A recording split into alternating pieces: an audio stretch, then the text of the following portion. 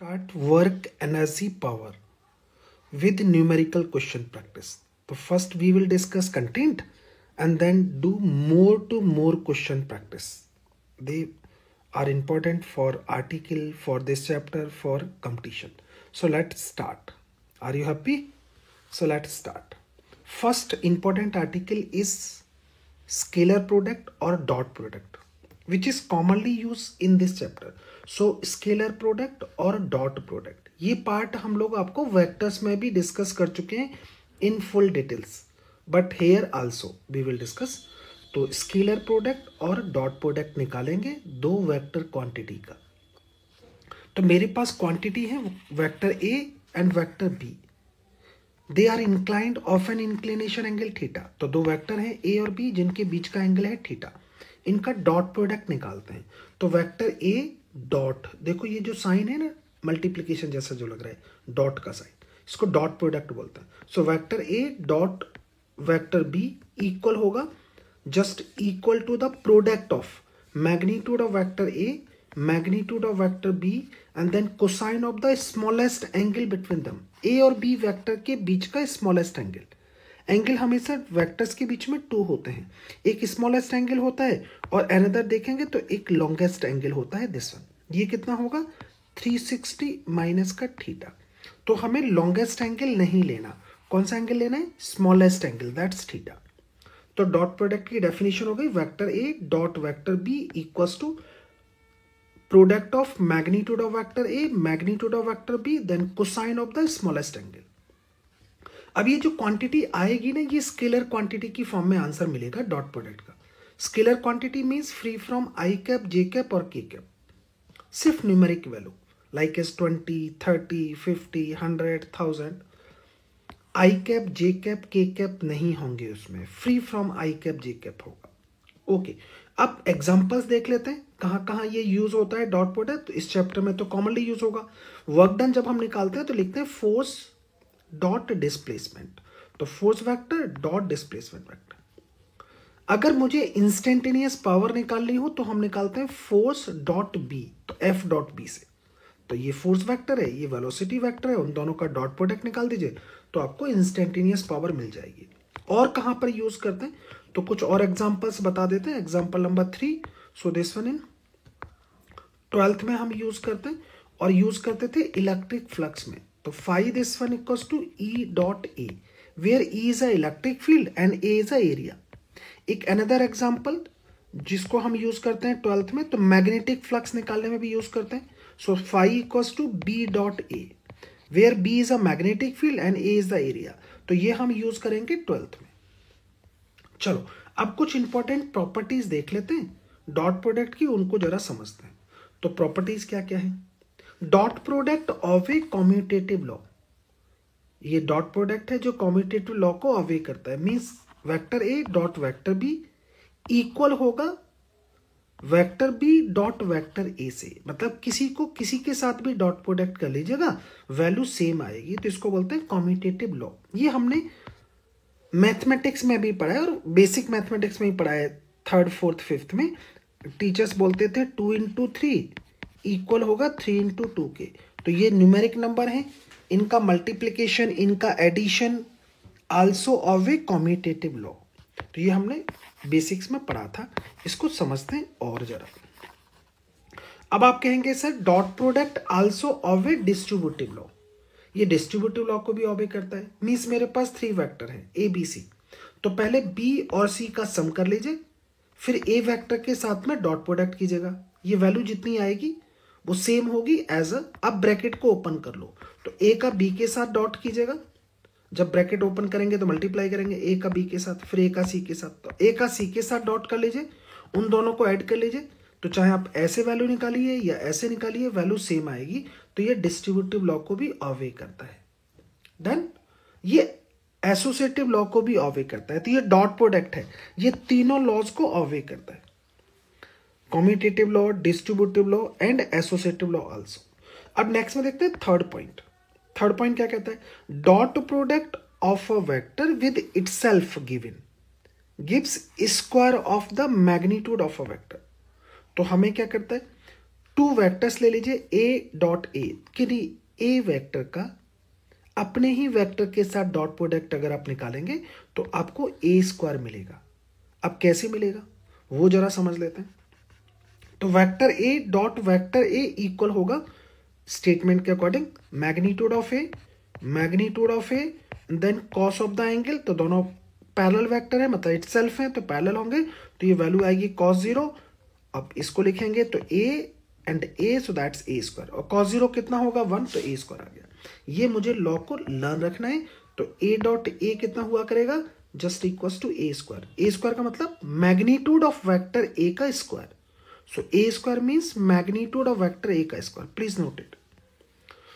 Next में देखते हैं आई डॉट आई, मेरे पास टू यूनिट पैरेलल वेक्टर्स हैं, unit parallel vector I dot I, देखिए टू यूनिट्स पैरेलल वेक्टर का dot product J dot J K dot K always equals to 1। तो एक स्टेटमेंट लर्न रखिएगा, टू पैरेलल यूनिट वेक्टर का dot product always equals to 1। I dot I J dot J K dot के equals to 1 because, अब देख लेते हैं जरा आई डॉट आई एज पर स्टेटमेंट, तो magnitude of I then cos of the angle between them, तो दोनों यूनिट वेक्टर है पैरेलल यूनिट वेक्टर, तो cos 0 होगा। अब मैग्नीट्यूड ऑफ आई कितना होगा, तो किसी भी यूनिट वेक्टर का मैग्नीट्यूड 1 होता है क्योंकि they are a unit vector. तो आप कहेंगे जी मैग्नीट्यूड ऑफ आई कितना होगा 1, मैग्नीट्यूड ऑफ आई कितना होगा 1, cos 0 कितना होगा 1, so that's equals to 1। So means I dot J dot K कितना हुआ करेगा, ऑलवेज इक्वल्स टू 1 लर्न रखना है। तो टू पैरेलल यूनिट वेक्टर का dot product always equals to 1। अब देखते हैं जी टू परपेंडिकुलर यूनिट वेक्टर का dot product always equals to 0। So two perpendicular unit vector dot product is always equals to 0। So I dot J dot K dot I equals to 0 always, because अब कोई भी to perpendicular unit vector ले लीजिएगा। आपने कहा आई dot जे लेते हैं sir, तो स्टेटमेंट क्या कहता है, magnitude of I magnitude of J cos of the angle, तो परपेंडिकुलर यूनिट वेक्टर है तो cos 90, तो cos 90 कितना होगा 0, इसलिए 0 बनता है। तो आई dot J dot K dot आई कितना होगा ऑलवेज 1, ये लर्न रखना है हमें। अब नेक्स्ट में देखते हैं कि अनदर पॉइंट को, उसको जरा समझते हैं। नेक्स्ट पॉइंट क्या कहते हैं, नेक्स्ट पॉइंट में मुझे फाइंड करना है A dot B, two vectors का डॉट प्रोडक्ट फाइंड करना है। तो वेक्टर ए मुझे गिवन है, वेक्टर बी गिवन है, कैसे बोलते हैं इसको, वेक्टर ए को बोलेंगे ए एक्स आई कैप, मतलब ए वेक्टर का impact along the X axis है ए एक्स एक्सिस में है तो आई कैप, ए वेक्टर का impact along the Y axis है ए वाई, तो उसको लिख दिया A Y J cap. A vector का impact along the Z axis है A Z, so A Z K cap. Same way में B vector को बोलते हैं B X I cap, B Y J cap, B Z K cap, मतलब B vector का impact x axis में इतना है, along the y axis this one, along the z axis this one, ये impact होता है, इम्पैक्ट बोलो effect बोलो। तो अब आप कहते हैं जी a और b का डॉट प्रोडक्ट निकालो, तो a और b का डॉट प्रोडक्ट निकालना है तो पहले a वेक्टर को यहाँ राइट कर लीजिए जैसा भी गिवन है विद साइन, तो मैंने उसको लिख लिया डॉट। अब b वेक्टर लिखेंगे तो B X I cap, B Y J cap, B Z K cap. अब आप डॉट प्रोडक्ट निकालेंगे तो डॉट में निकालते हैं आई का आई के साथ, तो आई डॉट आई कितना होता था 1, तो ये हो गया ए एक्स बी एक्स। अब आई का जे के साथ निकालेंगे तो आई डॉट जे आप बता चुके हो, आई डॉट जे कितना होता है 0, तो हमें नहीं लिखना। आई डॉट के कितना होता है दिस वन 0, तो सिर्फ आई का आई के साथ देखना है, डन, और विद साइन वैल्यू को लिख लेना है।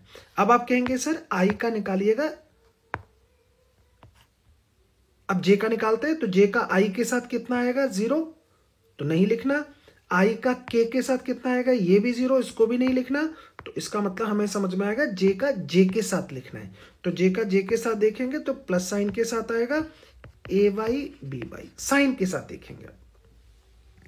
अब आप कहेंगे जी के का के साथ देखिएगा सर, तो के का के साथ ही डॉट लिखना है, क्योंकि के का आई के साथ 0 होगा, क्योंकि के डॉट आई 0, के डॉट जे आल्सो 0, तो के का के साथ लिखिएगा, के का के साथ में लिखेंगे तो वैल्यू आएगी sir A Z B Z, sign के साथ दिखा करेंगे तो मुझे मिल गया A dot B. So that's this one. ये ध्यान रखना है आपको, क्योंकि हम जनरली इसको यूज करेंगे क्वेश्चंस में। डन। अब आप कहते हैं सर मेरे पास में टू वेक्टर्स हैं ए एंड बी, उनके बीच का एंगल निकालिएगा। कभी भी मेरे पास में अगर टू वेक्टर्स हो ए एंड बी, उनके बीच का एंगल निकालना हो तो डॉट प्रोडक्ट से ही निकालेंगे, ये नोट करके रखना है। तो चलो जी डॉट प्रोडक्ट से निकालते हैं। कैसे निकालेंगे?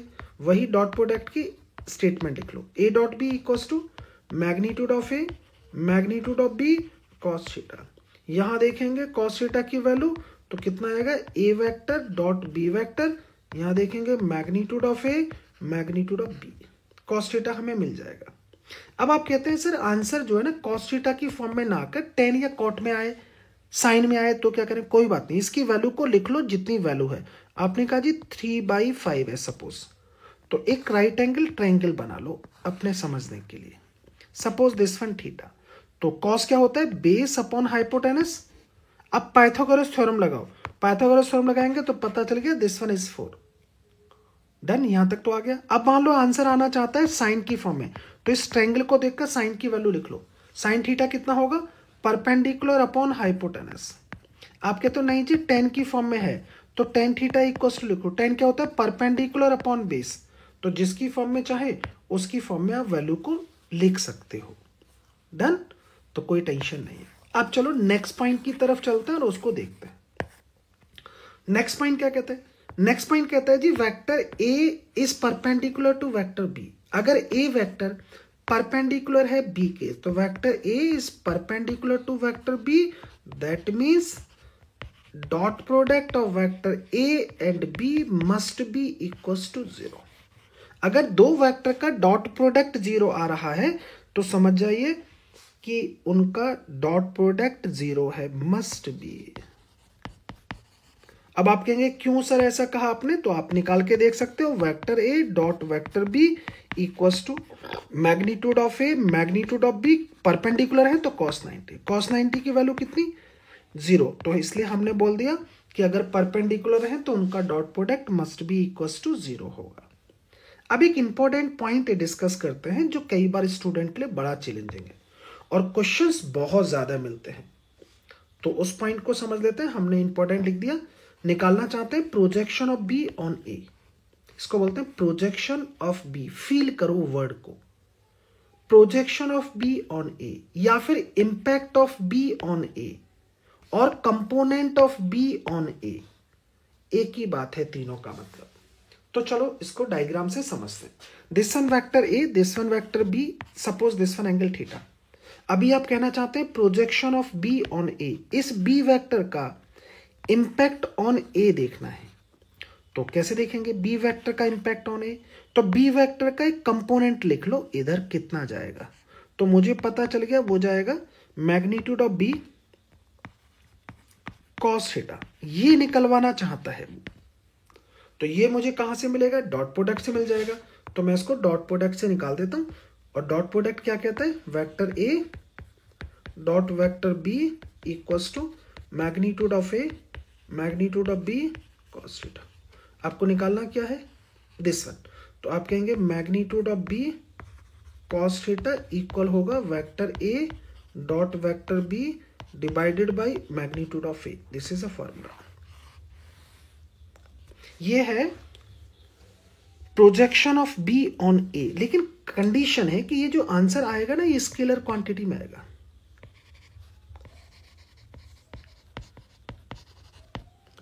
आपको चाहिए आंसर, इसको लर्न कर लो। प्रोजेक्शन ऑफ बी ऑन ए है तो ऊपर तो डॉट ही चलेगा, नीचे जिस पर प्रोजेक्शन देख रहे हो उसका मैग्नीट्यूड होगा। लर्न कर लो। चाहे projection of A on B होता तो ऊपर ए डॉट बी ही रहता, नीचे मैग्नीट्यूड ऑफ बी हो जाता। नोट करो वर्ड को। आप कहते हो नहीं सर क्वेश्चन जो है ना वेक्टरली जानना चाहता है, क्योंकि टू वे में आंसर्स नजर आते हैं। तो आप कहेंगे इन टर्म्स ऑफ वेक्टर फॉर्म देखते हैं। अगर वेक्टर फॉर्म में देखेंगे तो इसका डायरेक्शन देखो किधर जा रहा है, तो आपने कहा इसका डायरेक्शन है सर ए वेक्टर की तरफ, तो ए वेक्टर का डायरेक्शन दे दो इसको। तो आप कहेंगे जी इसको ए वेक्टर के यूनिट वेक्टर से मल्टीप्लाई कर दो बोथ साइड, इसको डायरेक्शन मिल जाएगा, लिख दिया जी। अब ए वेक्टर का यूनिट वेक्टर हम जानते हैं क्या होता था, vector A to the magnitude of A. तो यहां पर इसको राइट करेंगे तो वैल्यू आ जाएगी A vector dot B vector, नीचे देखेंगे मैग्नीट्यूड ऑफ वेक्टर ए का square and then A vector, और ये हमें फॉर्मूला मिल गया। इस फॉर्मूले को भी माइंड करो। अगर मुझे वेक्टरली निकालना है तो ऊपर तो डॉट ही होगा, किसी का किसी पर भी प्रोजेक्शन निकाल लो, नीचे जिस पर निकाल रहे हो उसके मैग्नीट्यूड से स्क्वायर करेंगे और उस वेक्टर से मल्टीप्लाई कर देंगे, वेक्टर से मल्टीप्लाई करेंगे। ये आपको लर्न रखना है। डन। अब इस पर बेस क्वेश्चन देख लेते हैं फटाफट, तो उसको देख लेते हैं जो हमने अभी सीखा है। तो मेरे पास वेक्टर ए है। अगर आपको कुछ मजा आया है और कुछ नया सीखने को मिला है तो प्लीज लाइक और कमेंट्स कीजिएगा, अपने लिए भी और हमारे लिए भी। ये एक मोरल ड्यूटी बनती है कि कोई अगर हमारे लिए कुछ करे तो हमारा भी रिवर्टली कुछ करना पड़ता है, नहीं? तो आप स्टूडेंट हैं और मैं टीचर हूँ, मेरा काम है आपके लिए बेस्ट टू बेस्ट कंटेंट देना। तो आपकी मोरल ड्यूटी बनती है कि आप भी कमेंट्स करके, लाइक करके, सब्सक्राइब करके हमें अप्रिशिएट करें कि टीचर ने आपके लिए इतना सब किया, और सजेस्ट करें। अगर कोई सजेशंस हैं आपके माइंड में तो प्लीज उनको सजेस्ट करें। अब क्वेश्चंस पर आ जाते हैं। क्वेश्चन में देखेंगे तो मेरे पास में टू वेक्टर्स गिवन है, ए और B.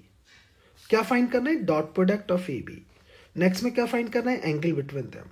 Projection of A on B find करना है, चेक करना है दे आर परपेंडिकुलर और नॉट।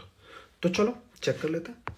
आप कहेंगे सर पहले हम करते क्या है जी, दोनों वेक्टरों को कॉपी करेंगे। तो कॉपी कर लेते हैं। वेक्टर ए मेरे पास में है, so like is this one, कितना है 2i कैप माइनस का j कैप प्लस का k कैप। एक अनदर वेक्टर है B vector, so this one i cap plus का 3j कैप प्लस का 2k कैप। ओके। अब क्योंकि मुझे डॉट प्रोडक्ट भी निकालना है, एंगल भी निकालना है, तो पहले यहीं पर इसका मैग्नीट्यूड निकाल लेते हैं क्योंकि मुझे जरूरत पड़ने वाली है। तो आप कहेंगे किसी वेक्टर का मैग्नीट्यूड कैसे निकालते हैं? तो उस वेक्टर को देखो, उसके कोफिशिएंट ऑफ i कैप का square, coefficient of j cap का square, coefficient of k cap का स्क्वायर। इसको सॉल्व करेंगे तो आप कहेंगे वैल्यू आएगी √6। ऐसे ही आप बी वेक्टर का मैग्नीट्यूड निकाल लेते हैं। यहाँ कहेंगे कोफिशिएंट ऑफ i का स्क्वायर, कोफिशिएंट ऑफ j का स्क्वायर, कोफिशिएंट ऑफ k का स्क्वायर। तो ये वैल्यू कितनी आएगी? √14। डन। ये तो हमने मैग्नीट्यूडों को राइट कर लिया ताकि यूज कर पाए। अब आप कहेंगे जी हमें निकालना है फर्स्ट पॉइंट में डॉट प्रोडक्ट। तो फर्स्ट पॉइंट पर आ जाते हैं सर, और आप कहेंगे जी फर्स्ट पॉइंट क्या कहते हैं? डॉट प्रोडक्ट निकालो। तो ए डॉट बी निकालते हैं। ए डॉट बी निकालेंगे तो पहले वेक्टर ए को राइट कर लीजिए, तो 2i कैप माइनस का j कैप प्लस का k cap. Dot B vector को लिखेगा i कैप प्लस का 3j कैप प्लस का 2k cap.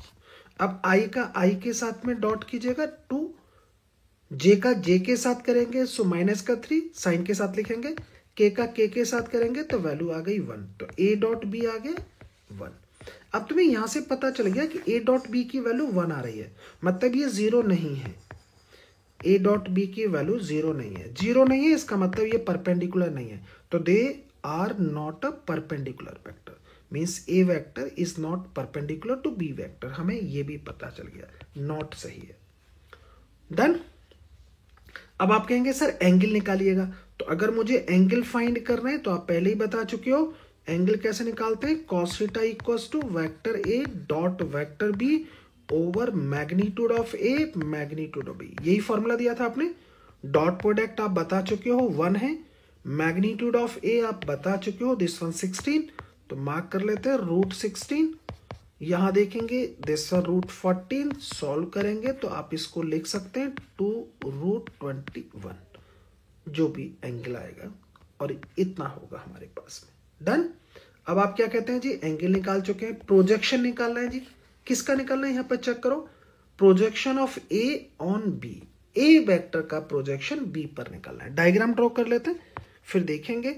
So this one is a third point, A vector, this one B vector, इनके बीच का angle theta suppose.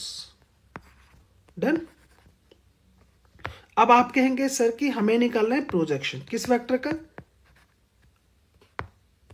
ए vector का question देखो, ए vector का बी पर, तो ए वेक्टर का बी पर देखेंगे तो कितना जाएगा, तो आप कहेंगे जी ये होगा this one, that is magnitude of A cos theta, ये निकालना चाहते हैं। तो अभी तो आपने बताया था सर, चाहे तो डॉट प्रोडक्ट की हेल्प से मैं लिख के दिखा देता हूं, कितना था, magnitude of A magnitude of B cos theta, यहां से निकालेंगे magnitude of A cos theta, यही तो निकलवाना चाहता है, यही तो है।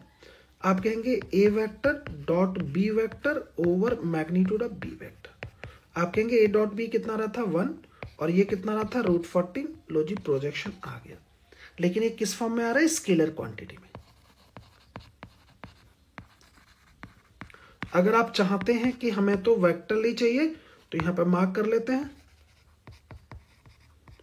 इन terms of vector form, vector form, तो आप कहेंगे वेक्टर फॉर्म में कितना जाएगा, तो vector A cos theta then B का यूनिट वेक्टर, तो वैल्यू मिलेगी A dot B over magnitude of B का square and then B vector. ये आपको निकालना सिखा चुका हूं, सबकी वैल्यू लगा दीजिए, तो आप कहेंगे जी कितना जाएगा, तो ए डॉट बी तो 1 आ रहा था और मैग्नीट्यूड ऑफ बी का स्क्वायर, सो दैट इज 14 का स्क्वायर, बी वेक्टर राइट करेंगे, बी वेक्टर आपको दे रखा है लाइक इज दिस वन, तो I cap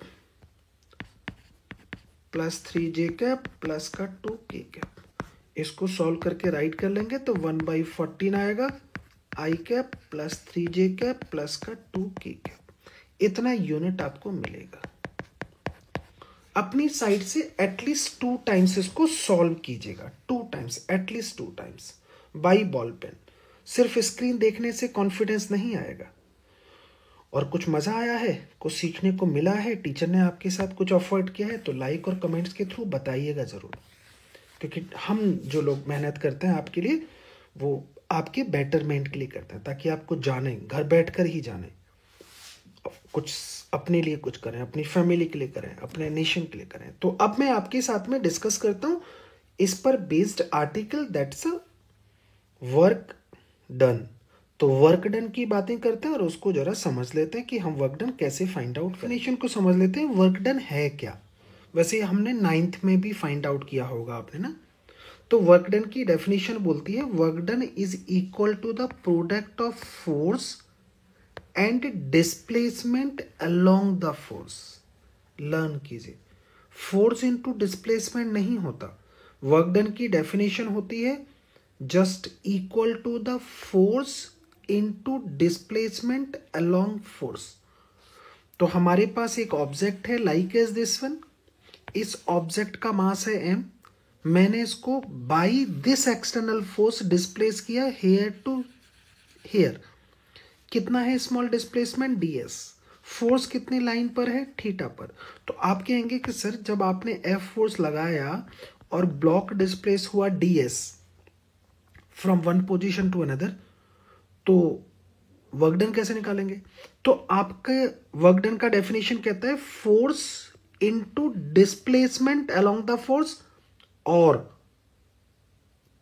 equal to the force along the displacement and displacement. मतलब ये दोनों चीजें एक दूसरे के अलोंग जानी चाहिए। या तो फोर्स का कंपोनेंट अलोंग द डिस्प्लेसमेंट ले लो, उनका प्रोडक्ट कर लो, या फिर डिस्प्लेसमेंट का कंपोनेंट ले लो और फोर्स के अलोंग और उन दोनों का प्रोडक्ट देख लो, तो आपको इजीली चीजें पता चल जाएंगी। तो यहां की डेफिनेशन के अकॉर्डिंग देख लेते हैं, वर्क डन है just equal to the force and displacement along the force. तो जो ऑब्जेक्ट आपने डिस्प्लेस किया है उसका इंपैक्ट देखो अलोंग द फोर्स कितना है, इस डिस्प्लेसमेंट का इंपैक्ट। तो आप कहेंगे सर एक नॉर्मल ड्रॉ कर लो जो ऑब्जेक्ट की फाइनल पोजीशन से, मैंने एक नॉर्मल ड्रॉ कर दिया दिस वन। अब टिग्नोमेट्रिकली अगर आप देखेंगे तो ये कितना बनेगा, तो ये बनेगा ds cos थीटा। अब डेफिनेशन क्या कहती है, देखो वर्क डन निकाल लो स्मॉल डिस्प्लेसमेंट का, तो अगर मैं स्मॉल डिस्प्लेसमेंट का वर्क डन निकाल रहा हूं तो वर्क डन भी स्मॉल ही आएगा।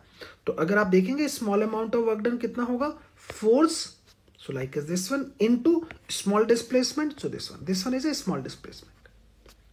अब आप कहेंगे सर हमें तो टोटल वर्क डन निकालना होता है, तो कोई बात नहीं, अगर आपको टोटल वर्क डन निकालना है तो उसको इंटीग्रेट कर दीजिए। तो F D S cos theta S1 to S2, initial position to final position तक इंटीग्रेट कर दो, टोटल वर्क डन मिल जाएगा और यूनिट होगी जूल, क्योंकि वर्क है। आप कहते हैं सर ये तो डॉट प्रोडक्ट है, अभी तो हमने डॉट प्रोडक्ट डिस्कस किया था, तो उसको लिखते थे A dot B equals to magnitude of A magnitude of B cos theta. ये टोटल जो टर्म है देखो यहाँ लिखा हुआ है, तो आप इसको रिवर्स में ऐसे लिख सकते हो, एफ डॉट डी एस भी लिख सकते हैं। तो वर्क डन का अनदर फॉर्मूला आ गया integration S1 to S2 F dot D S, unit क्या होगी जूल। जनरल फॉर्मूला है, लर्न रखना है, दिस वन जनरल फॉर्मूला। तो अब हम इसको थोड़ा समझते हैं और चीज़ों को और क्लियर करते हैं।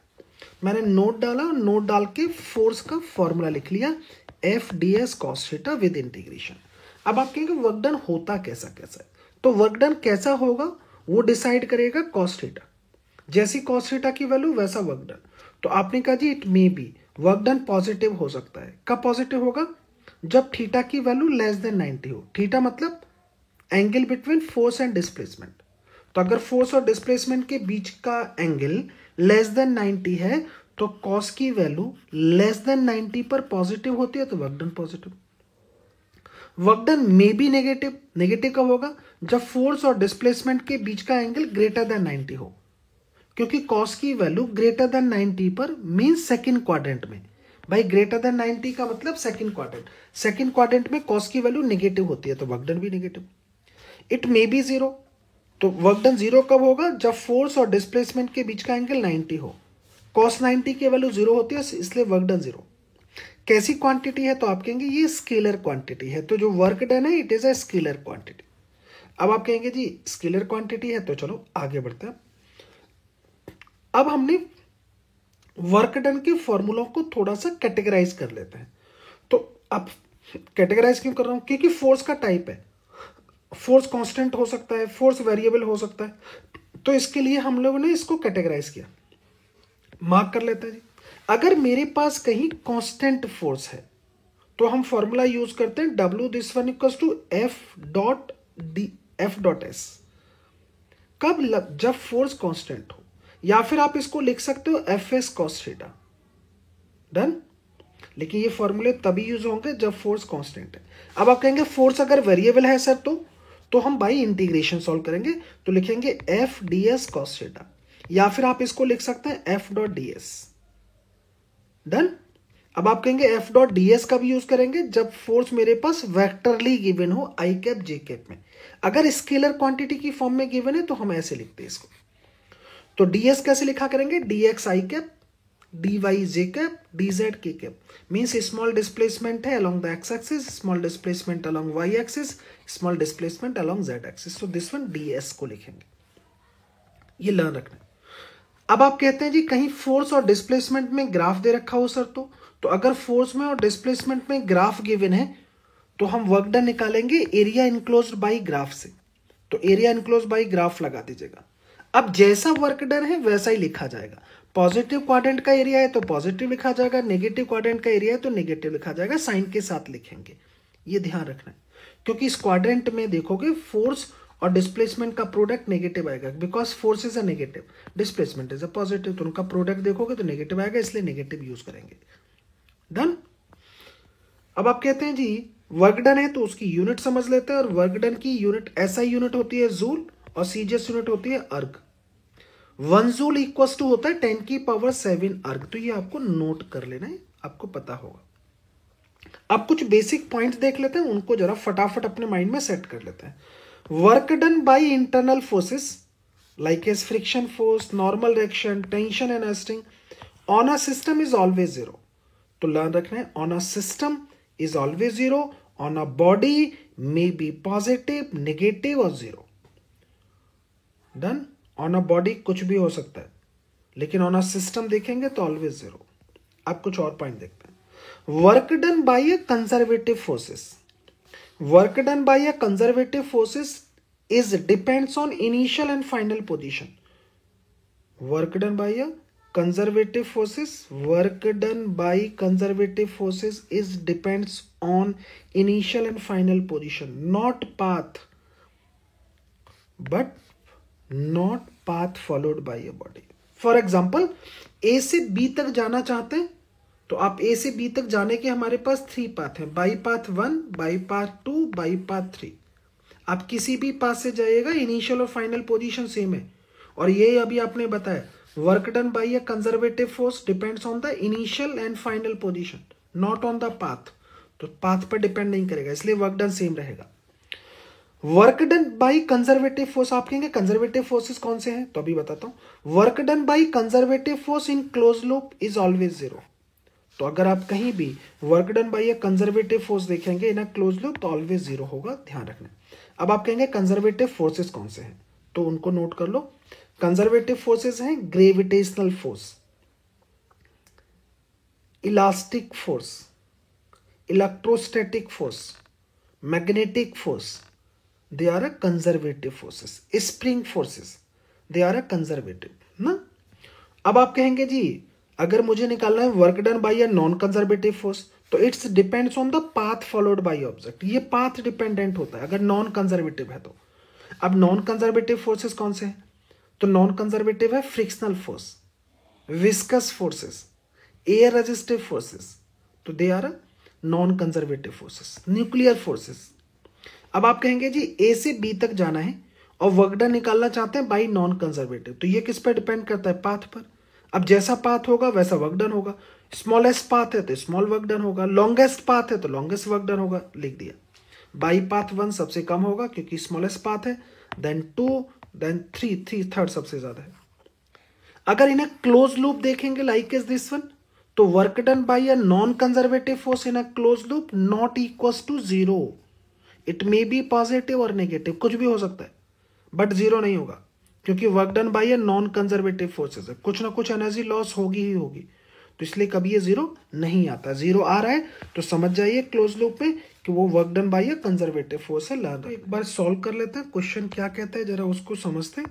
क्वेश्चन हमसे कहता है जी फोर्स गिवन है, यहां देख लो एक बार, मुझे क्या दे रखा है, force this one is displace a particle from position this one to this one, then find the work done by a force। तो पहले हमने फोर्स को राइट कर लिया, फोर्स कितना है 10i कैप प्लस का 2j कैप प्लस का 3k कैप। इस फोर्स के थ्रू एक पार्टिकल को डिस्प्लेस किया है from 1 to another coordinate.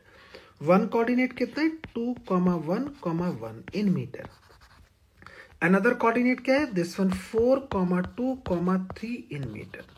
Done. तो हमने 1 पोजीशन से अनदर पोजीशन तक उसको डिस्प्लेस किया।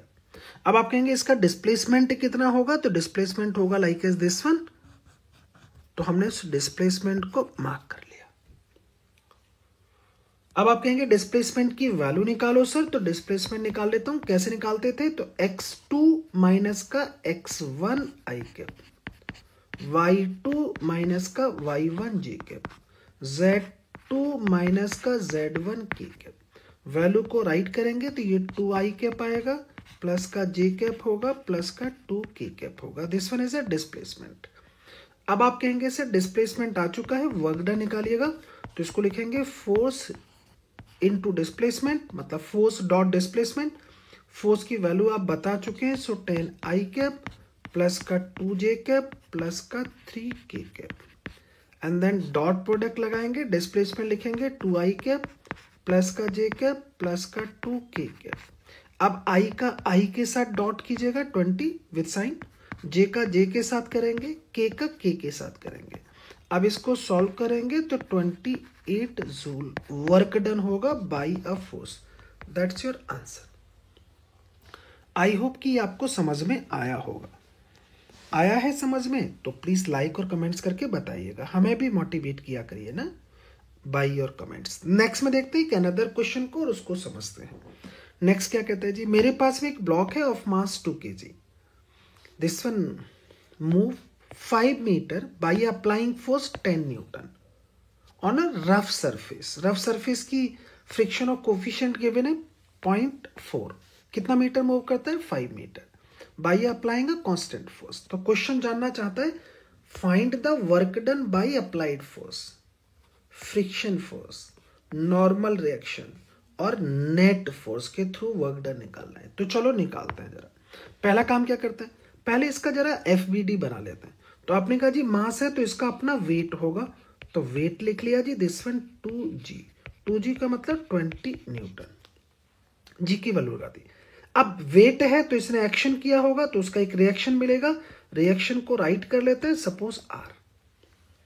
अब आप कहेंगे जी फ्रिक्शन फोर्स को भी मार्क कर लो सर, तो फ्रिक्शन फोर्स लिखेंगे तो अपोजिट डायरेक्शन ऑफ मोशन होगा। आप कहेंगे पहले तो R की वैल्यू बता दो, तो ये वर्टिकली इक्विलिब्रियम में है तो R की जो वैल्यू होगी वो 20 न्यूटन होगी, सेम एज एक्शन। अब आप कहेंगे फ्रिक्शन फोर्स कितना होगा, तो फ्रिक्शन फोर्स होगा म्यू R। म्यू कितना दे रखा है, दैट इज 0.4, R कितना है, दैट इज 20, तो वैल्यू मुझे पता चल गई, this one is 8 Newton. Done. अब आप क्या कहते हैं सर, क्वेश्चन को सॉल्व करना स्टार्ट कर लेते हैं।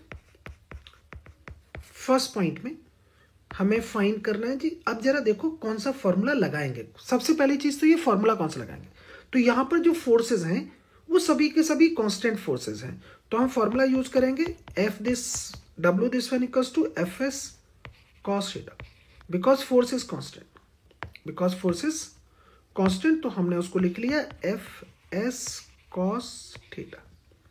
अब पहला पॉइंट निकालते हैं, तो अप्लाइड फोर्स के थ्रू देखना है, तो अप्लाइड फोर्स की वैल्यू जितनी है उसको मार्क करो 10, देन डिस्प्लेसमेंट। अब फोर्स और डिस्प्लेसमेंट दोनों पैरेलल हैं तो cos 0 वैल्यू आ गई सर 50 जूल पॉजिटिव में, वही देखो आंसर है। आप कहेंगे सेकंड पॉइंट पर आ जाइए सर, अब निकालना चाहते हैं work done by a friction force, तो फ्रिक्शन फोर्स भी कांस्टेंट है, तो आप कहेंगे FS cos theta. Friction force की वैल्यू कितनी है, दैट इज 8, डिस्प्लेसमेंट कितना है 5, दोनों के बीच का एंगल देखो 180, क्योंकि अपोजिट डायरेक्शन में, तो वैल्यू आ गई माइनस का 40 joule, this one your answer. Next में देखते हैं थर्ड वन। अब आप देखेंगे work done by normal reaction, तो आप कहेंगे फोर्स, तो दैट इज R, मैं अभी फोर्स ही लिख रहा हूं फिर बाद में लिख लेंगे, सो FS cos थीटा। F कितना है, दैट इज R, और R की वैल्यू कितनी है, तो आपने कहा 20, तो यहां पर मार्क कर लेते हैं। डिस्प्लेसमेंट कितना 5, और नॉर्मल रिएक्शन और डिस्प्लेसमेंट के बीच का एंगल कितना cos 90, cos 90 कितना होता है 0, सो वर्क डन इज 0। अब आप कहेंगे जी इन सभी वर्क डन को हमने मार्क कर लिया। अब आप कहेंगे टोटल वर्क डन बताना है सर। अगर मुझे टोटल वर्क डन फाइंड करना है तो इन ऑल वर्क डन का सम कर लीजिएगा विद साइन। जैसे ही आप सम करेंगे तो आपको वैल्यू मिलेगी 50, साइन के साथ लिखेंगे माइनस का 40, then 0, so that is 10 joule. It's your answer. Done. एक बार फिर से देखो और वन बाय वन चीजों को समझो। अगर आपको समझ, प्रैक्टिस जरूर कीजिएगा, बाई और बॉल पेन प्रैक्टिस कीजिएगा, अदरवाइज सब गड़बड़ हो जाएगा। नेक्स्ट में देखते हैं सर एक अनदर क्वेश्चन को। यहां भी अगर हम देखेंगे तो हमारे पास एक ब्लॉक है of mass 5 kg and this one is moved 4 meter by applying force 50 Newton of an angle 37 from this one to this one, 4 meter move कर रहा है। आपको फाइंड आउट करना है work done by applied force, applied force के through work done देखेंगे, normal reaction, normal action के through निकालेंगे, फ्रिक्शन फोर्स और net work done find out करेंगे। तो पहले आप कहते हैं डायग्राम ड्रॉ करो सर, तो इसका मास है तो वेट मार्क कर लेते हैं, सो this one is 5g, 5g का मतलब 50 न्यूटन। अब ड्यू टू वेट इसने एक्शन किया ऑन द ग्राउंड, तो आप कहेंगे कि रिएक्शन मिलेगा, तो उसको मार्क कर लेते हैं, दिस वन इज R, तो R की वैल्यू भी यहां देखोगे तो 50 न्यूटन ही आएगी, क्योंकि एक्शन और रिएक्शन इक्वल होता है। अब आप कहेंगे एक फ्रिक्शन फोर्स भी होगा सर, तो अपोजिट डायरेक्शन ऑफ मोशन एक फ्रिक्शन फोर्स होगा, कितना होगा फ्रिक्शन फोर्स, उसको मार्क कर लेते हैं, तो आप कहेंगे म्यू R। अभी देखो R की वैल्यू को आपने अभी सही नहीं लिखा है, तो उसको अभी इरेज कर लेते हैं। पहले F को स्प्लिट करो फिर देखेंगे। F को स्प्लिट करो तो आप कहेंगे F की वैल्यू कितनी आएगी, दिस वन 50 cos 37, cos 37 कितना होता है 4/5, सो this one is 40 Newton. Done. एक अनदर कंपोनेंट इसका मिलेगा दिस वन, तो आप कहेंगे ये कितना होगा, तो ये होगा 50 sin 37। sin 37 की वैल्यू कितनी होती है 3/5, सो दिस वन इज 30 न्यूटन। अब आप R निकालो, तो आप कहेंगे R की वैल्यू कितनी निकल के आएगी, so this one is 20 newton. Check करो क्योंकि ये वर्टिकली इक्विलिब्रियम में है। So net force along the Y axis zero कर लो। तो जैसे ही आप net force along the Y axis zero करेंगे तो आपको आर की वैल्यू मिलेगी 20। डन। अब आप कहेंगे फ्रिक्शन फोर्स राइट कर लो सर, तो मैं यहाँ पर फ्रिक्शन फोर्स लिख लेता हूँ, that is how much mu into R. Mu की वैल्यू कितनी है, that is 0.2 into R that is 20, तो वैल्यू मिलती है 4 newton. That's a friction force. अभी हमने यहाँ पर लिख लिया, अब हम क्वेश्चन को सॉल्व करना स्टार्ट करेंगे। आप कहेंगे जी वर्क डन निकालना है by applied force, by normal reaction, by friction force, by net forces. तो आप कहेंगे जी यहां पर जो फोर्सेस हैं वो सब कांस्टेंट हैं, कांस्टेंट हैं तो फॉर्मूला लगेगा एफ डॉट, सब कांस्टेंट है और कोई भी आई कैप जे कैप में नहीं है, तो एफ एस कॉस थीटा। अगर कांस्टेंट हो तो हमेशा एफ एस कॉस थीटा ही लगेगा। कांस्टेंट है और आई कैप जे कैप के कैप में लिखा हुआ है तो आप एफ डॉट एस लगाएंगे। चलो पहले पॉइंट की बातें कर लेते हैं। तो फर्स्ट पॉइंट पे देखेंगे बाई अप्लाइड फोर्स, तो आपने कहा जी अप्लाइड फोर्स कितना है, this one 50 Newton into displacement that is 4, इन दोनों के बीच का एंगल सो 37 डिग्री। आपने कहा यहां पर सॉल्व कर लेते हैं, तो आपने कहा 50 इंटू 4 कॉस 37 4/5, तो वैल्यू हमें पता चल गई सर 160 जूल मिलेगा। चेक करो। अब आप कहते हैं सर बाई नॉर्मल रिएक्शन बताइए, तो वर्क डन देखेंगे by normal force that is 20, displacement 4, दोनों के बीच का angle so cos 90 that is 0, because cos 90 0। अब फ्रिक्शन फोर्स के साथ में देखेंगे तो आप कहेंगे बाई फ्रिक्शन फोर्स, सबको नंबरिंग कर लो। फ्रिक्शन फोर्स के साथ देखेंगे तो फ्रिक्शन फोर्स की वैल्यू देन डिस्प्लेसमेंट, दोनों के बीच का angle so 180 that is minus का 16 जूल होगा। अब फोर्थ पॉइंट में आप कहते हैं सर नेट वर्क डन बताइएगा, तो नेट वर्क डन देखेंगे मींस टोटल। अगर आप टोटल वर्क डन देखेंगे तो आप कहेंगे नेट वर्क डन को सर राइट डाउन कीजिएगा, तो आप कहेंगे वैल्यू कितनी होगी 160 प्लस का 0 माइनस का 16, so that is how much, that is 144 joule. Done, it's your answer. Check करो एक बार, अच्छे से चेक करो। अब नेक्स्ट में चलते हैं सर। नेक्स्ट में क्या करते हैं जी, एक अनदर क्वेश्चन को देखते हैं, बड़ा फैंटास्टिक क्वेश्चन है तो उसको जानिएगा। नेक्स्ट में क्या कहते हैं, हमारे पास में एक लिफ्ट है, this one is a lift which is moving with a velocity v। Sometime questions में कांस्टेंट वेलोसिटी दे रखी होती है, समटाइम कांस्टेंट एक्सेलरेशन गिवन होता है। This one incline plane, rough incline plane of friction coefficient mu, block is at rest of mass m of an inclination angle theta. Question जानना चाहता है find the work done in t second of the motion of a lift. ये t second तक अगर lift move करती रहे तो आपको बताना है work done by forces in t second of motion, by gravitational force, by friction force, by normal reaction on the block, by all forces. तो चलो जी, पहले हम जो ट्रीट करते हैं वो कांस्टेंट वेलोसिटी से बताते हैं, फिर आपको कांस्टेंट एक्सेलरेशन से भी सिखाऊंगा। इजी पार्ट है, कुछ ऐसा नहीं है। तो पहले बातें कर लेते हैं कांस्टेंट वेलोसिटी, तो यहां पर मार्क कर लेता हूं दैट्स v, और कैसी है ये कांस्टेंट है। डन। फिर एक्सेलरेशन की बातें करेंगे। ब्लॉक मेरा किस में है, रेस्ट में है on a incline plane, lift is moving. तो आप कहेंगे सबसे पहले तो सर मास है तो उसका वेट मार्क करो, तो मैंने उसका वेट मार्क कर दिया। डन। जैसे ही मैंने वेट को मार्क किया, अब आप कहेंगे सर वेट को स्प्लिट करो, तो मैंने एक नॉर्मल ड्रॉ किया, दिस वन आल्सो थीटा, तो ये वैल्यू मिलेगी mg cos theta. This one normal reaction, so suppose r।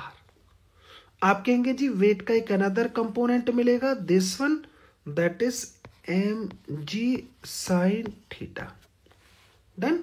एक फ्रिक्शन फोर्स भी होगा, क्योंकि इसकी स्लाइडिंग टेंडेंसी डाउनवर्ड होगी, तो एक फ्रिक्शन फोर्स एक्ट करेगा लाइक इज दिस वन। अब क्योंकि ब्लॉक रेस्ट में है तो आप कहेंगे सर कौन सा फ्रिक्शन होगा, तो आप कहेंगे स्टैटिक फ्रिक्शन होगा। स्टैटिक फ्रिक्शन होगा तो उसकी वैल्यू जस्ट इक्वल होगी दिस वन की। ये बात समझ में आ गई आपकी। चलो अब क्या कहते हैं सर, अब नेक्स्ट में 1 बाई 1 चीजों को समझने की कोशिश करते हैं। वर्क डन निकालना है। यहाँ पर जितने भी फोर्सेस हैं वो सबके सब कांस्टेंट है, कांस्टेंट फोर्सेस हैं तो फॉर्मूला वही लगने वाला है, एफ एस कॉस थीटा। अब आप कहेंगे डिस्प्लेसमेंट निकाल लो सर टी सेकंड का। टी सेकंड में अगर आप डिस्प्लेसमेंट देखेंगे तो वही स्पीड इनटू टाइम, तो लो जी डिस्प्लेसमेंट आ गया वीटी। अब पहले पॉइंट में क्या कहते हैं आप, वर्क डन निकालना है बाई ग्रेविटेशनल फोर्स, तो आपने कहा जी ग्रेविटेशनल फोर्स कितना है, सो दिस वन, तो आप यहां पे मार्क करेंगे mg into displacement that is vt, दोनों के बीच का एंगल तो आप कहेंगे 180 चक्रों, क्योंकि लिफ्ट मूव कर रही है अपवर्ड तो ब्लॉक भी अपवर्ड ही मूव करेगा, तो उनके डिस्प्लेसमेंट और फोर्स के बीच का एंगल हो गया दिस वन, तो वैल्यू कितनी आ गई माइनस का mg vt this one, done.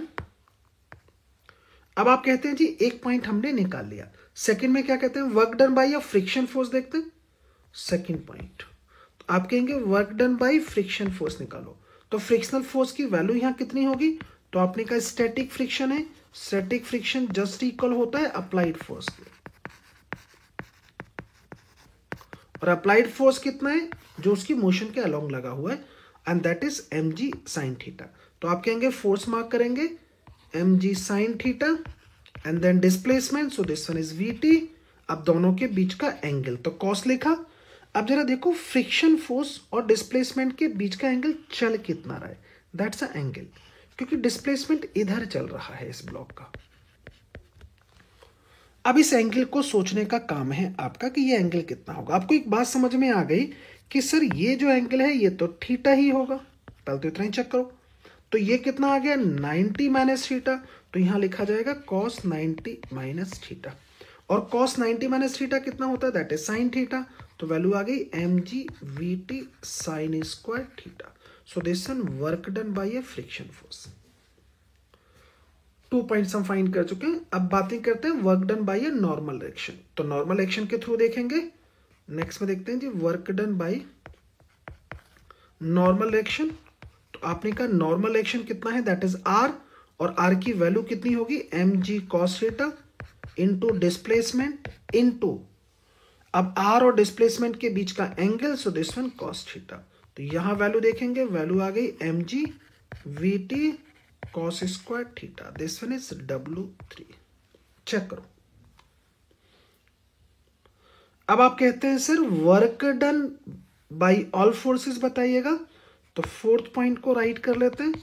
आपने कहा total work done find out करना है, तो आप कहेंगे W1 plus W2 plus W3, all को काउंट कीजिएगा, तो आप कहेंगे माइनस का mg vt आएगा, यहां देखेंगे mg vt sine square theta आएगा, प्लस का mg vt cos square theta आएगा, एलसीएम लो और सॉल्व कर लो, तो माइनस का mg vt होगा, यहां देखोगे mg vt को कॉमन लिया, साइन स्क्वायर थीटा प्लस का cos स्क्वायर थीटा मिलेगा 1 हो गया, और यहां देखोगे दिस वन इज 0, तो नेट वर्क डन अगर आप देखेंगे तो 0 है क्योंकि ब्लॉक रेस्ट में है।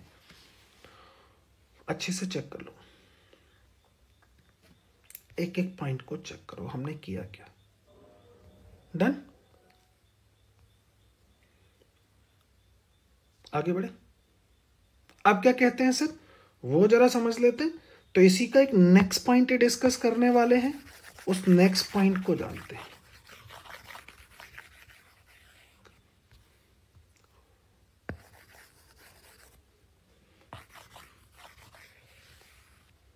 आप कहेंगे सर अब हम बातें जो कर रहे हैं वो नेक्स्ट पॉइंट की बातें करते हैं।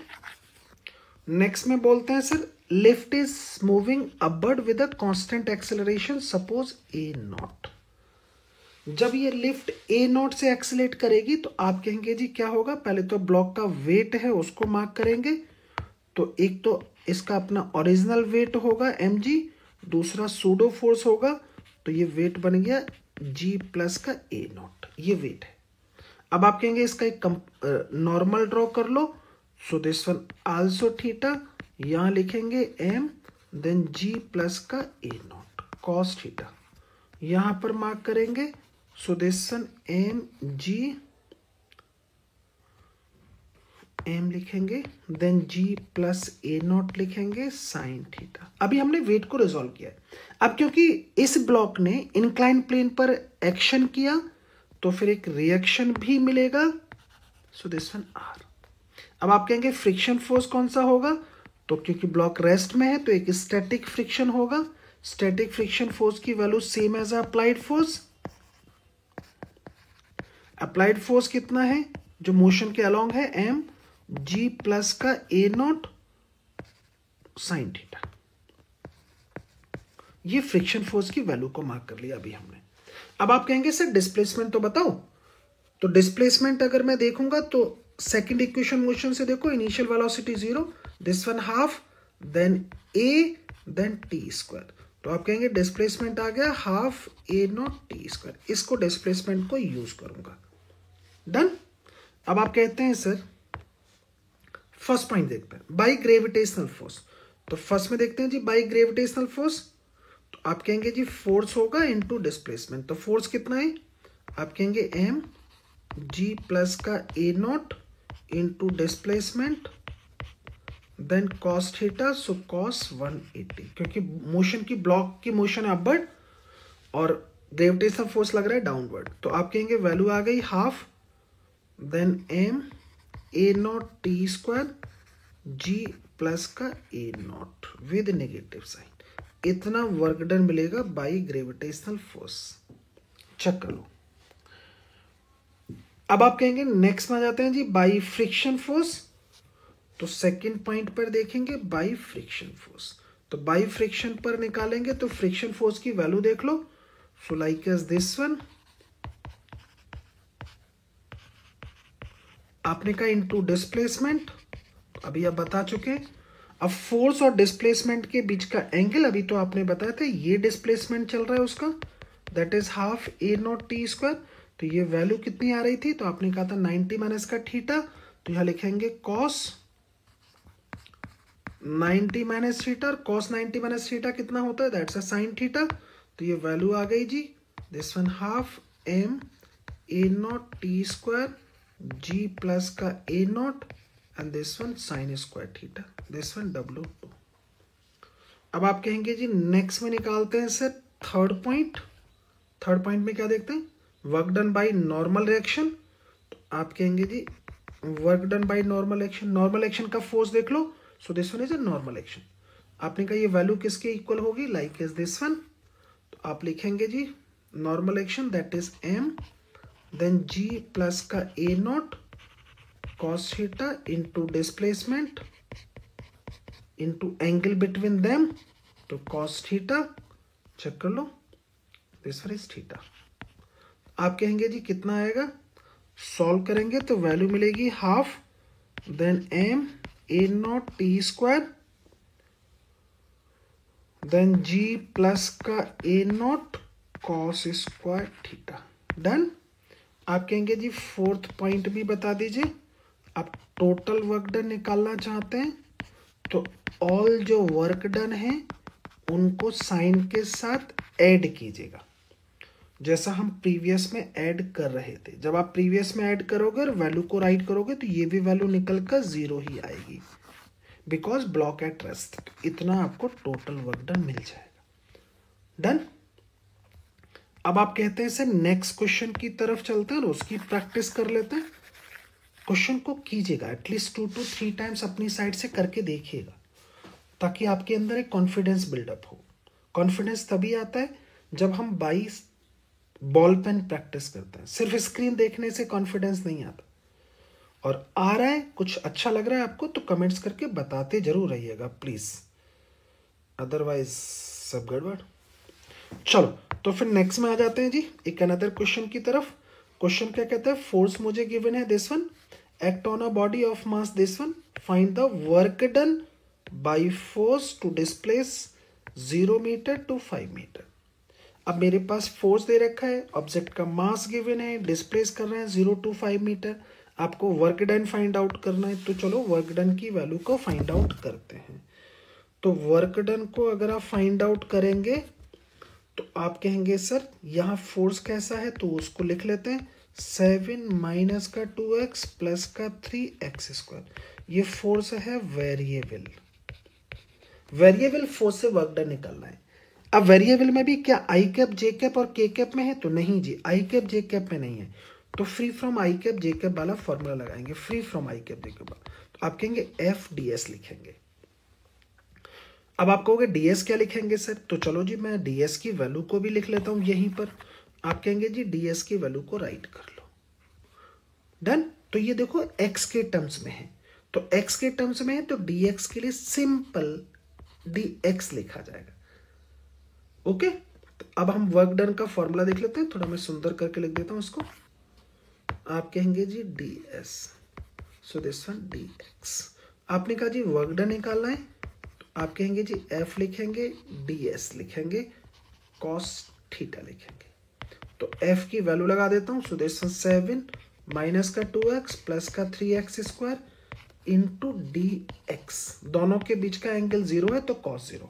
cos 0 की वैल्यू 1 होती है, तो आप चाहो तो उसको रिमूव भी कर सकते हो।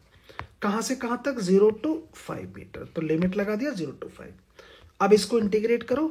आई होप कि आपको इंटीग्रेशन आता है, मुझे भी आता है। तो 7 का इंटीग्रेशन करेंगे तो 7x हो गया, माइनस का 2 एज इट, x का करेंगे तो x²/2 प्लस का 3 एज इट, x² का करोगे तो x³/3 आएगा, देन 0 to 5 आएगा। ओके, फर्दर इसको सॉल्व कर लेते हैं। सो दिस वन 7x माइनस का x² प्लस का x³ फ्रॉम 0 to 5। अब आप क्या करेंगे? लिमिट्स लगाएंगे। तो पहले अपर लिमिट लगाते हैं, तो आप कहेंगे x की जगह पर अपर लिमिट लगाइए, माइनस का 5 का स्क्वायर प्लस का 5 का क्यू। जब 0 लगाएंगे लोअर लिमिट लगाएंगे, सबको 0 हो जाएगा। यहाँ देखेंगे 35, इसको देखेंगे 25, यहाँ देखेंगे 125। डन। अब इस वैल्यू को सॉल्व कर लो। जब आप इस वैल्यू को सॉल्व करेंगे तो आंसर आएगा 135 joule. So this one is work done. एक बार क्वेश्चन को गौर से देखो और फिर इसके सॉल्यूशन को सॉल्व करो। स्क्रीन को पॉज करो, अपनी साइड से उसको सॉल्व करके दिखाओ कितना होगा। डन। अब एक और इंटरेस्टिंग क्वेश्चन को देखते हैं जो लिटिल डिफरेंट है, यहां पर देखने की कोशिश करता है। अब क्वेश्चन को देखो क्या करें। Find the work done to displace from position this one to this one under a force this one and this one. देखो दोनों फोर्सेस को देखो। इस फोर्स को देखेंगे तो ये कांस्टेंट फोर्स है, but in terms of I cap J cap और के कैप है। इसको देखेंगे तो ये वेरिएबल फोर्स है and I cap J cap और के कैप में भी है। तो इनके थ्रू हम वर्क डन निकालेंगे और देखते हैं सर। आप कहेंगे सर वर्क डन निकालना है, तो हम यहाँ पर राइट कर लेते हैं सर। आपने कहा जी जो फोर्स दे रखा है उसको लिखता हूं, पहले पॉइंट को डिस्कस करने जा रहा हूं। तो आपने कहा जी कितना होगा? सो this one 2 I cap plus का 5 जे कैप प्लस का 6 के कैप। कैसा फोर्स है? लिख लेता हूं कांस्टेंट है, but I cap J cap और के कैप में। आप कहेंगे कांस्टेंट क्यों है? क्योंकि ये फ्री फ्रॉम टाइम और फ्री फ्रॉम पोजीशन है। एवरी पोजीशन और एवरी टाइम पर वैल्यू इतनी ही रहेगी। डन। अब आप कहेंगे तो फिर डिस्प्लेसमेंट निकालो। तो डिस्प्लेसमेंट तो हम सिंपली राइट कर लेते हैं इन कोऑर्डिनेट को देखकर। इन कोऑर्डिनेट को देखकर लिखेंगे तो कितना? x2 माइनस का x1 आई कैप, y2 माइनस का y1 जे कैप, z2 माइनस का z1 के कैप। आप यहां देखेंगे तो आई कैप आएगा, देन जे कैप आएगा, देन के कैप आएगा। सो दिस वन डिस्प्लेसमेंट। अब फोर्स कांस्टेंट है और आई कैप जे कैप में, तो फॉर्मूला लगाएंगे एफ डॉट एस का। आप कहेंगे जी डॉट प्रोडक्ट निकालो, तो एफ की वैल्यू लिख लेते हैं 2 आई कैप प्लस का 5 जे कैप प्लस का 6 के कैप। डिस्प्लेसमेंट को राइट कर रहा हूं तो आई प्लस जे प्लस के।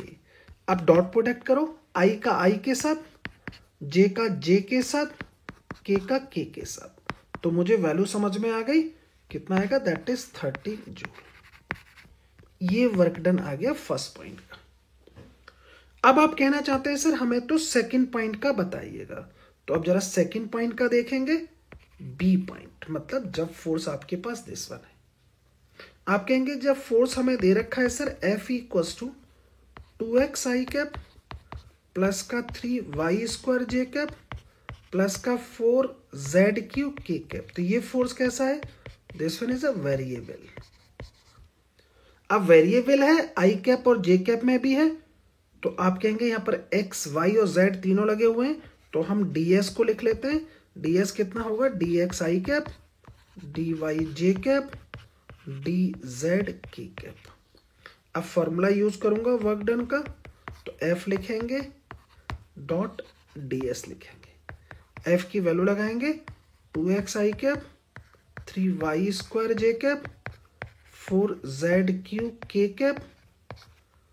ds को लिखूंगा dx आई कैप, dy जे cap, dz k cap. Done. अब i का i के साथ डॉट प्रोडक्ट करेंगे आप, तो ये हो गया 2x dx। j का j के साथ करेंगे 3y² dy, k का k के साथ करेंगे 4z³ dz। डन। जैसे ही आपने किया, अब क्या करेंगे सर? अब हमारे पास 2 वे हैं इसको सॉल्व करने के। एक तो यहां पर आप लिमिट को कैटेगराइज कर लो, जो ऊपर लिमिट गिवन थी। चाहो तो फाइनली लास्ट में ऐड कर लेना, एक ही बात है। तो मैं लास्ट में यूज कर लूंगा। आप इसको इंटीग्रेट करोगे तो ये 2 आएगा, x² 2 होगा, यहाँ 3 होगा, y³ 3 होगा, यहाँ 4z⁴/4 होगा। अब देखो मैं लिमिट यूज करने जा रहा हूं ताकि आपको समझ में आए। पूरा ब्रैकेट में लिख देता हूं। क्या क्या लिमिट्स हैं? लिमिट्स थी हमारे पास में, स्टार्टिंग लिमिट थी 1 2 3, तो यहां मार्क कर लेता हूं 1 2 3। नेक्स्ट में कितनी है जी? 2 3 4, 2 3 4 मार्क कर लिया। अब आप कहेंगे इसको थोड़ा सॉल्व कर लेते हैं सर। सॉल्व करेंगे तो ये कितना आएगा? x² प्लस का y³ प्लस का z³।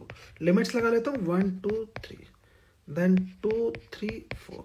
अब लिमिट्स पुट करने जा रहा हूं, उनको पकड़ो। पहले सिर्फ x की जगह पर x की लिमिट रखी जाएगी, अपर देन लोअर।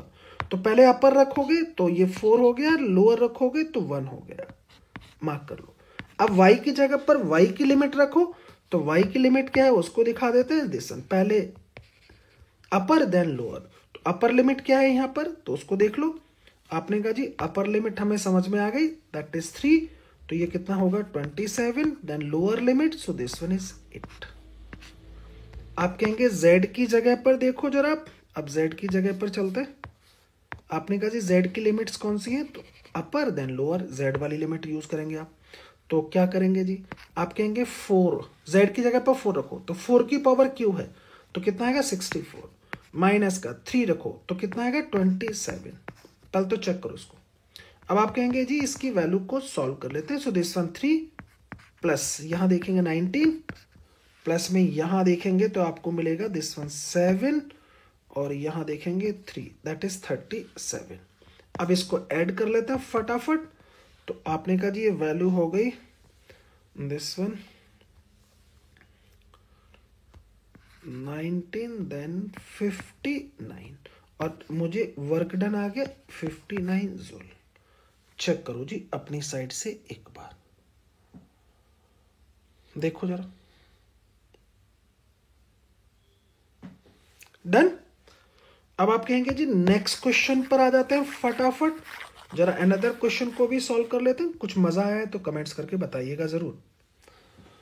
ये आपका अटैचमेंट।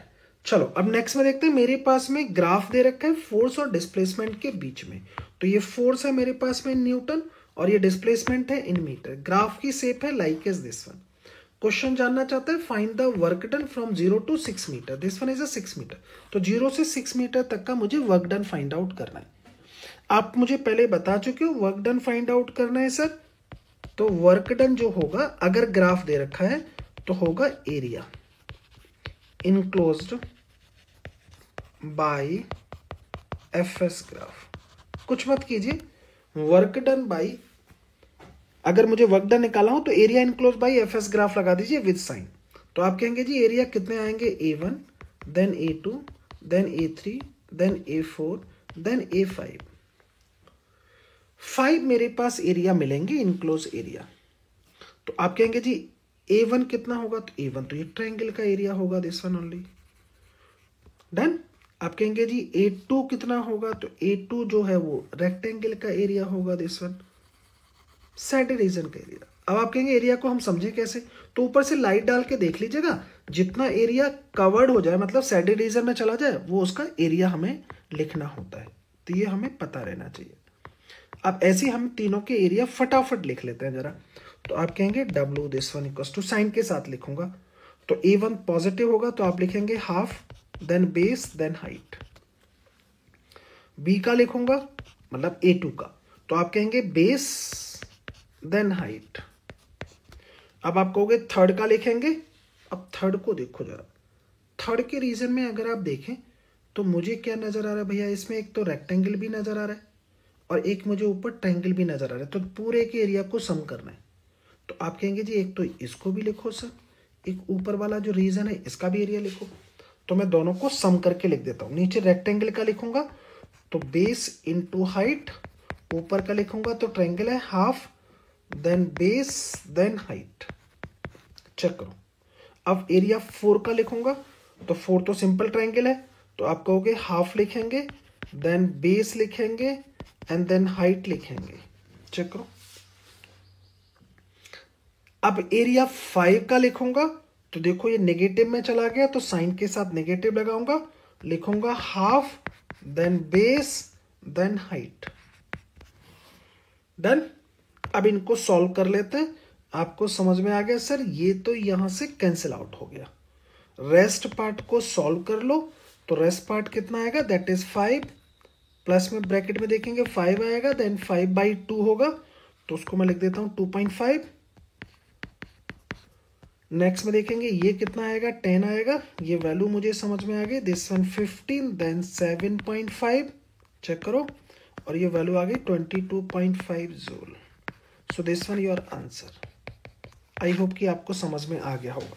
समझ में आ भी गया है तब भी एटलीस्ट 1 टाइम और 2 टाइम्स क्वेश्चन को बाई बॉल पेन सॉल्व करो, just for build up your confidence level. Done. तो चलो, अभी आपने बहुत सारे क्वेश्चंस को सॉल्व कर लिया है। कमिंग लेक्चर में फिर से मिलेंगे और फिर से बहुत सारे क्वेश्चंस और कराएंगे, नहीं तो वीडियो थोड़ा लंबा हो जाता है। Thank you for your patience, for your comments, for your like, for your subscription. So thank you very much. We will meet soon in coming class, so take a break. Thank you.